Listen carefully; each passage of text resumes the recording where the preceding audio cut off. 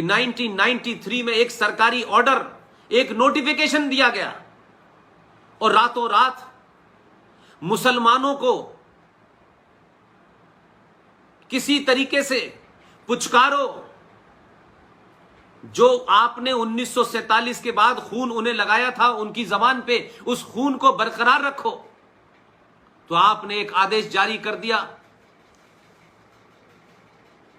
Minority commission बनाने का, और रातों रात आपने बना किसी बुनियाद के, बिना किसी बहस के, संसद के बाहर ना संविधान का सहारा लिया, ना आपने संसद का सहारा लिया।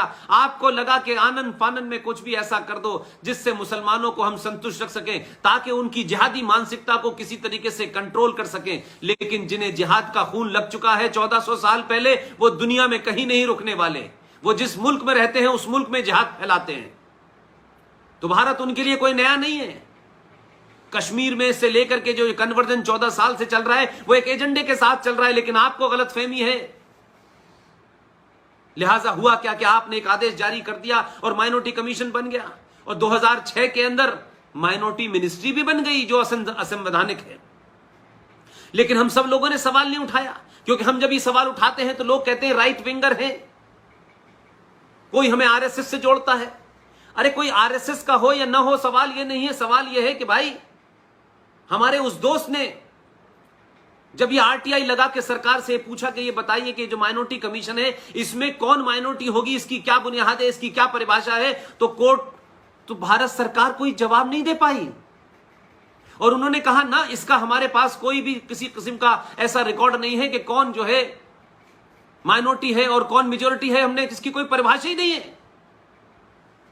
लेकिन कुछ लोगों को अपीज करना था तो आपने अपीज कर दिया।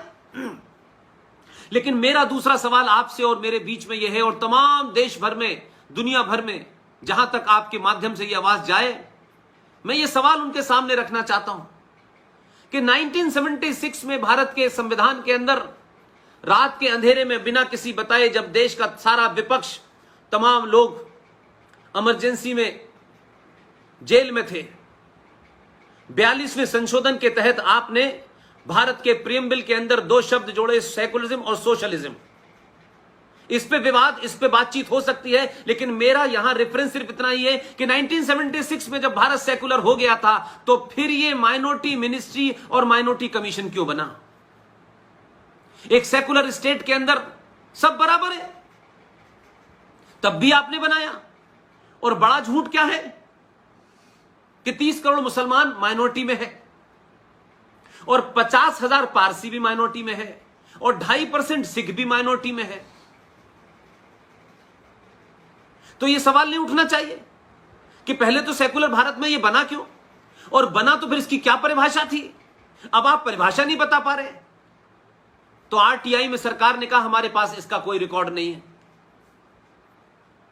और उसके बाद जो जघन्य अपराध हुआ, जिसकी तरफ मैं आपकी निशानदेही चाहता हूं, आपके माध्यम से चाहता हूं, इस ऑर्डर के कारण देश भर में जहां जहां भी ये 5 कम्युनिटी रहती हैं, ये माइनॉरिटी में है। उसका जमीन पे क्या हो रहा है कि लक्षद्वीप नाम की एक जगह है, वहां 2% हिंदू हैं, 98% मुसलमान हैं। लेकिन इस आदेश के तहत 98% मुसलमान वहां अल्पसंख्यक हैं, माइनॉरिटी में हैं, और 2% हिंदू मेजॉरिटी में है। कश्मीर में जो माइनॉरिटी में हिंदू है वो मेजॉरिटी है, और वहां जो मेजॉरिटी में मुसलमान है वो माइनॉरिटी में है। मेघालय में 11% हिंदू है और 89% क्रिश्चियन है, लेकिन 11% हिंदू जो है वो मेजॉरिटी में है। ऐसे देश में 8 राज्य हैं जहां हिंदू माइनॉरिटी में है, लेकिन इस आदेश के तहत वो मेजॉरिटी में है। और हुआ क्या कि 93 से लेकर 2020 तक हजारों करोड़ों अरबों रुपया मेरे और आपके टैक्स का और हमारे मंदिर पे चढ़ने वाले पैसे का भी सरकार ने सदुपयोग किनको किया? इस झूठे माइनॉरिटी कमीशन के अंदर आने वाले तमाम लोगों में, उसमें भी सिर्फ मुसलमान, क्योंकि इस देश में सिखों को कोई अनुदान नहीं चाहिए, पारसियों ने कभी कोई मांग नहीं मानी, उनको कोई जरूरत नहीं थी। तो आपने 93 से लेकर 2000 तक इल्लीगल तरीके से, गैर कानूनी से इस देश के सेकुलरिज्म मूल भावना के खिलाफ जाके, इस देश की संविधान के खिलाफ जाकर के एक राष्ट्र के नागरिक के बीच में आपने भेद किया और अरबों खरबों रुपया दे करके आपने मुसलमानों को अपीज करने की कोशिश की, उनको बहलाने फुसलाने की कोशिश की और आपने कहा कि भाई ये जो अरबों खरबों रुपया पिछले 50-60 सालों से गैर जरूरी तौर पे गया है, इसका जिम्मेदार कौन है? अगर पंजाब में हिंदू माइनॉरिटी में है तो माइनॉरिटी की तमाम स्कीम उनको मिलनी चाहिए, कश्मीर में मिलनी चाहिए, मेघालय में, मणिपुर में, नागालैंड में मिली, लेकिन नहीं मिली, वो भी वहां की मेजोरिटी ने खाई। क्या यह सवाल उठाना राष्ट्रवाद के खिलाफ है? क्या यह सवाल उठाना मुसलमानों के खिलाफ है, इस्लाम के खिलाफ है? लेकिन हम नहीं बोलते। हम इसलिए नहीं बोलते कि हमारा जो पूरा समाज है वो किसी लालच में है, कोई हमारा नुकसान ना हो जाए ये सवाल उठाने से। अरे सनातनियों, आप मानते हो मृत्यु एक ही बात आती है, दुनिया की कोई ताकत उस मृत्यु को आपसे रोक नहीं सकती, कोई विकास, कोई ताकत नहीं रोक सकती। और आज कोरोना वायरस ने पूरी दुनिया में तय बता दिया कि पूरी दुनिया में जिनका स्वास्थ्य सेवाओं में नंबर 2 थे, पूरी दुनिया में नंबर 2 थे, उनके यहां स्वास्थ्य सेवाएं इतनी भयानक थी, उस इटली का सफाया हो गया।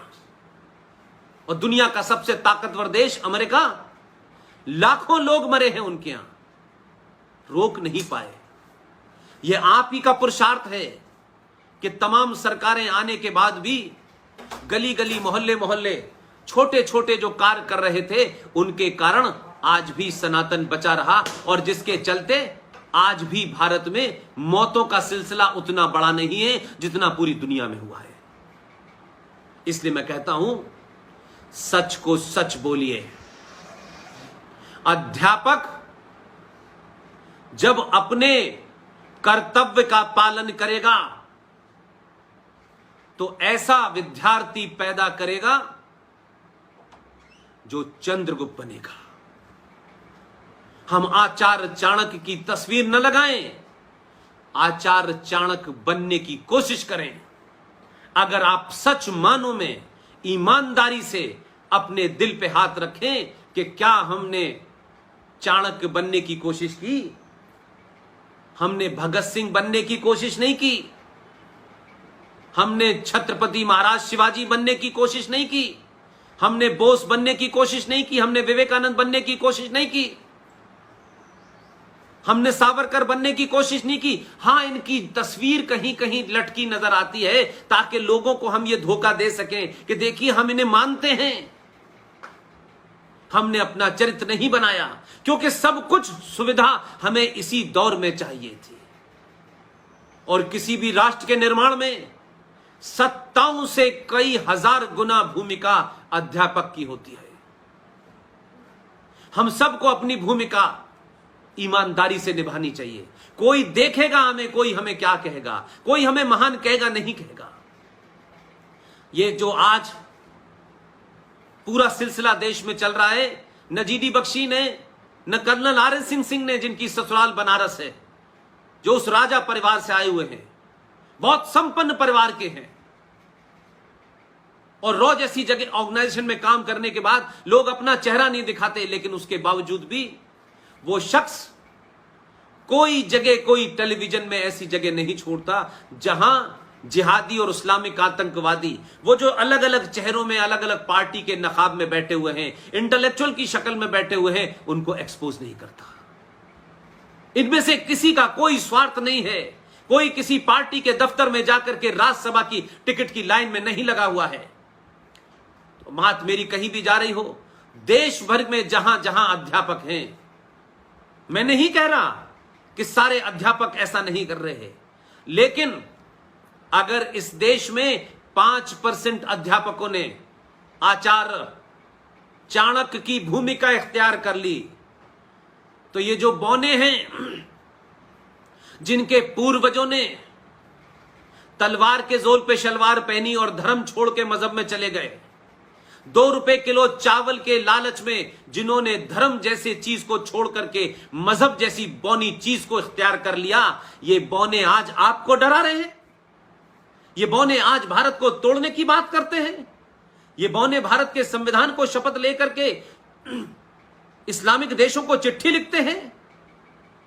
ये शाह वली उल्लाह की तरह अहमद शाह अब्दाली को यहां बुला करके इस्लाम को खतरे में बता करके हमला कराने की मानसिकता रखते हैं। ये इसलिए हो रहा है कि आप बौनों के सामने झुक गए हैं। दुनिया में सरकारें आएंगी जाएंगी, पार्टी बनेगी बिगड़ेगी, लेकिन राष्ट्र हमेशा रहेगा। और राष्ट्र को बचाने की जिम्मेदारी अध्यापक की होती है, चाणक्य की होती है।